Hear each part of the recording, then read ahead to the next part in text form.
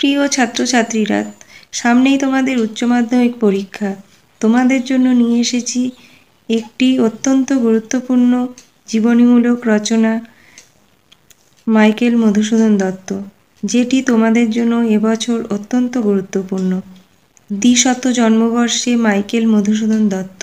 ভূমিকা: রেখমা দাসেরে মনে এ মিনতি করি পদে, সাধিতে মনের স্বাদ ঘটে যদি পরমাদ, মধুহীন করোনা গো তব মন গোপনদে। যে সকল বিশিষ্ট লেখকের লেখনীর স্পর্শে বাংলা সাহিত্য ধন্য হয়েছে, মাইকেল মধুসূদন দত্ত তাদের মধ্যে অন্যতম। দ্বিশতবর্ষে পদার্পণ করেছেন মাইকেল মধুসূদন দত্ত, যিনি সার্থক নাট্যকার, বাংলার নবজাগরণ সাহিত্যের অন্যতম পুরোধা ব্যক্তি, যার আবির্ভাব হয়েছিল নতুন জীবনমন্ত্র তেজ ও বীর্যের পূর্ণবেগ নিয়ে।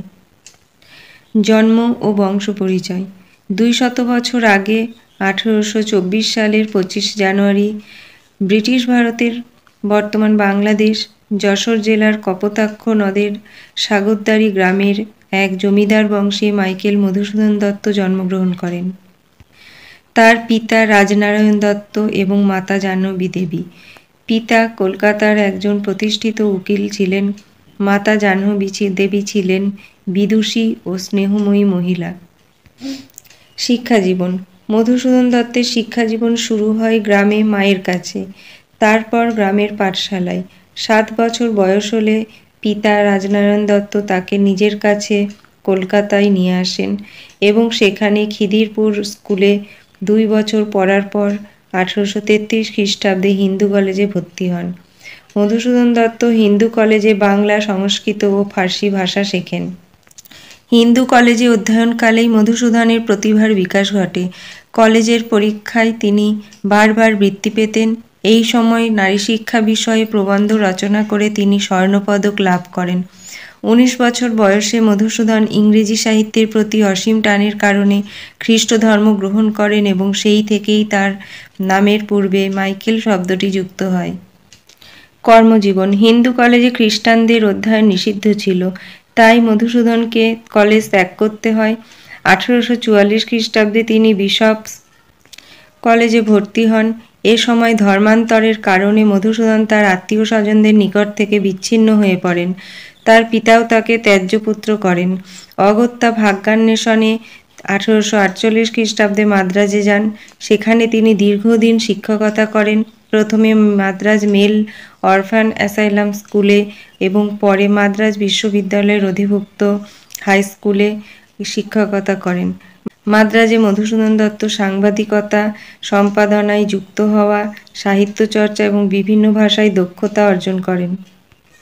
বিবাহিত জীবন: মাদ্রাজে আসার কিছুকাল পরেই মধুসূদন রেকেবা ম্যাকটিভিস নামে এক ইংরেজ যুবতীকে বিবাহ করেন।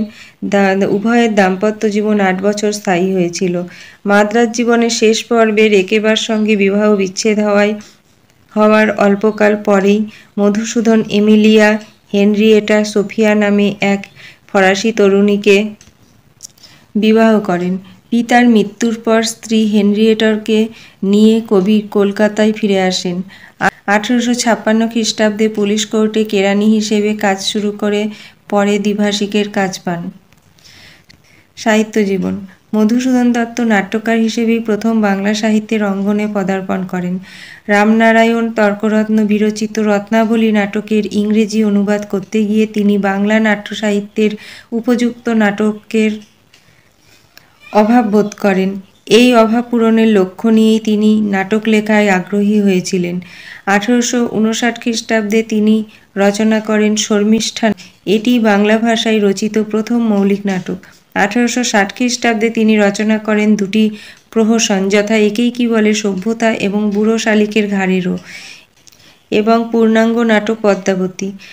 নাটকের পাশাপাশি তিনি তিলোত্তমা সম্ভব কাব্য, মেঘনাদবধ কাব্য, বীরাঙ্গনা কাব্য ও সনেটগুচ্ছ সংবলিত চতুর্দশপদী কবিতাবলী ইত্যাদি কাব্যগ্রন্থ রচনা করেন। শুধু বিলেতি ধাঁচে সাহিত্য রচনাই নয়, মধুকবির মনে বিলাতি শিক্ষা গ্রহণের বাসনাও ছিল।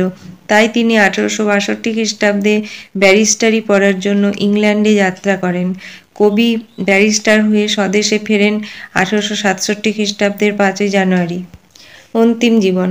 চরম দারিদ্রতা ও অভাবের মধ্যে অতিবাহিত হয়েছিল মধুসূদনের শেষ জীবন।